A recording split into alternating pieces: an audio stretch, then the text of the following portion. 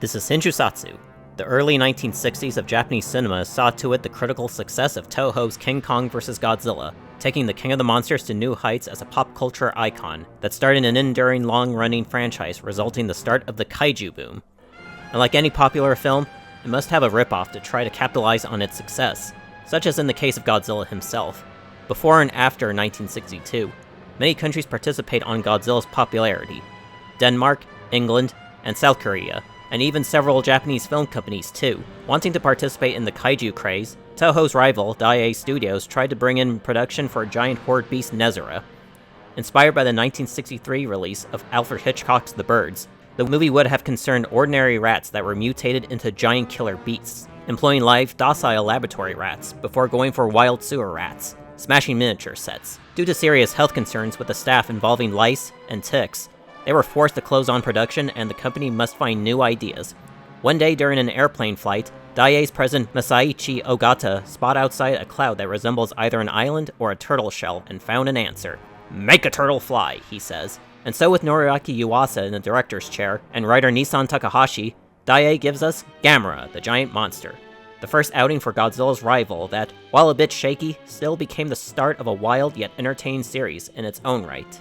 A military jet with an atomic bomb and unknown national origins gets shot down by American fighters, resulting in the jet crashing on the ice where it detonates and releases the kaiju Gamera from dramatically cracked styrofoam, perhaps. As the trio of human characters, zoologist Dr. Hidaka, his assistant Kyoko, and journalist Aoyagi learn about and solving the crisis of Gamera's menace with the help of another professor, Murase, we are introduced to a young boy living at the shores of Hokkaido named Toshio, whose only comfort in his pet turtle gets into his head after Gamera inadvertently saves him from falling from the lighthouse, believing that his turtle is Gamera, and so he is determined to convince everybody that Gamera is harmless.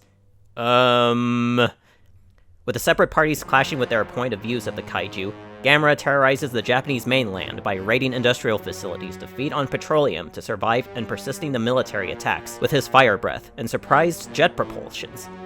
All the while, Japan devises their latest creation of Plan Z to deal with the giant terrapian before the world and its cities and ecosystems are in ruins. Right off the bat, the movie shows promise from the beginning, with a depiction of the US fighter jets targeting a jet that they believe is from the Soviet Union.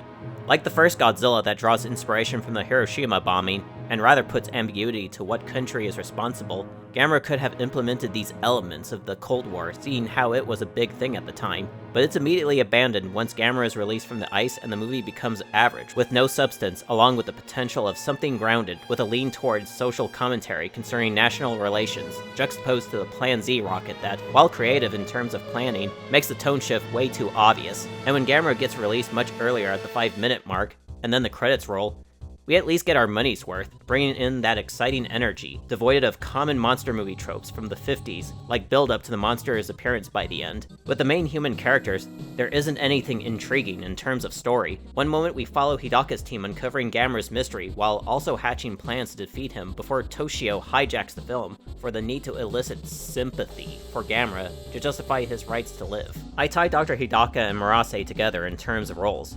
Both are scientists who are this movie's equivalent of Dr. Yamane from the original Godzilla, and that they want to learn about Gamera's anatomy and biology, but without killing him. Unlike Yamane, they are both on board with defeating Gamera through Plan Z. Kyoko has nothing to offer. She's just there on Hidaka's side when dealing with Gamera, and to have Aoyagi obsess over. Aoyagi is a tenacious journalist whose only purpose is to worship Kyoko, after she inadvertently saves him from Gamera's attack in the Arctic. It never is elaborated onward for the supposed love story, after the airplane scene where he refers to her as his goddess of luck. And then there's Satan's child. I mean, the real devil's envoy, Toshio. This little punk is atrocious, and I hate him. But in all fairness, they established on a passing mention of his mother passed on, and he channels his obsession with his pet turtle, Tibby, to Gamera when he saves him falling to his death. But the choices the film makes with the character are poorly executed and never are given free range in exploration. You think he would be yet another Yamane-esque archetype, but with passive connotations, begging everyone not to kill Gamera, and that he's gentle. Instead, he becomes incredibly dangerous on himself and everyone around him. Like abandoning his older sister in the middle of a public evacuation, getting a man almost killed during the humans' plan to lure Gamera, with fire from oil tankers after a rather disturbing shot of people getting immolated by Gamera. The one positive contribution he ever gives is that he creates the template for future child leads that get decent through the Showa series at least, even utilized outside that series when they're treated more maturely. Gamera is an astounding sight of a kaiju, as far as Godzilla cash-in knockoffs ripoffs go. Being a Godzilla cash-in knockoff ripoff, he shares the same atomic origins as Big G, an ancient beast from prehistoric times that is awakened and enraged by an atomic weapon that sets off on a campaign in destruction, and loves trains too. Obviously, being a turtle, he has his own standout appearance from the standard bipedal dinosaurs, and even abilities to complement it too. Since the film is shot monochromatically, some shots that take place at murky night depict Gamera, who appears pretty scary. The greatest highlight is for Gamera's ability to fly, either tucking his hind limbs in and fire a rocket boost, or my favorite, when he tucks all his limbs and head and tail and bursts flames out of the limb sockets, and, I kid you not, spinning around like a top and taking off. Wow! It's this mindless nonsensicalness is why I enjoy tokusatsu, and we haven't reached the Rogues Gallery yet. For a movie shot with a low budget within a tight schedule, due in part of the shutdown of giant horde beast Nezura, the effects, directed by Yanasabaru Tsukiji, Akira Inoue, and even Yuasa himself for the most part, are spectacular. The miniature buildings are well executed, from the refinery to the big Tokyo destruction. With this film shot in black and white, the matte painting scenery are perfectly seamless. The Gamera suit is spectacular in terms of design and execution, in performance, and even double, triple, and onward dip to blending varying forms of effects for certain actions, such as a remote control miniature for a scene when Gamera is crawling on his fours, and when he breathes a real flame breath through a propane-powered mechanism. My favorite highlight on the design are the set of sharp tusks on his lower jaw, which gives him a fierce and standout appearance from Godzilla. Gamera the giant monster is a solid entry to the kaiju genre. While many effect shots are very good for the time period, and the human characters are, while underdeveloped, are still decent, the story is a bit meddled around by being indecisive with what cast of characters to follow. Plus, Toshio being horrifically annoying. Enough said. But even then, it never stops the movie from being entertaining. With a Godzilla cash-in okay. That proves to be the most niche at the right time of the kaiju boom. Children were excited and cheered on the Terrapian. Maybe not for these reasons. I mean, oh my! Yet he still struck a chord with younger viewers.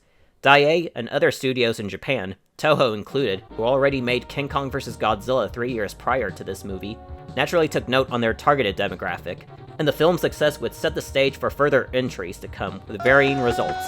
He may not maintain the same level of major popularity as Godzilla, but he still gets his own status of popularity, albeit cult following, from the hysterical lunacy of Mystery Science Theater 3000 to the critical acclaim of the Heisei trilogy, and several experimental entries. We're really talking turtle power down the road. For now, I'll stick to the Showa series of Gamera films, with 1966's Gamera vs. Barugon coming up next. As for the first movie, 3 Spinning Shells. Pretty good movie. Something funny going on. Gentlemen, it's believed that there used to be a very great continent in the northern Arctic regions. An extraordinary creature lived there, whose name was Gamera, a giant turtle, a monster of another age.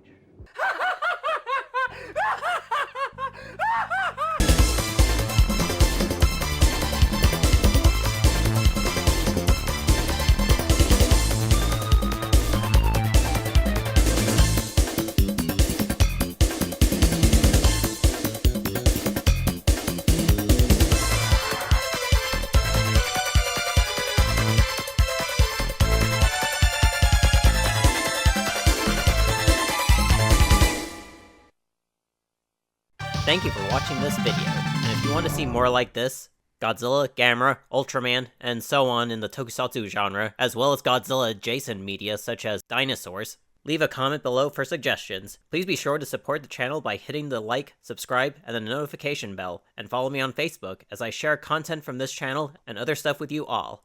Later.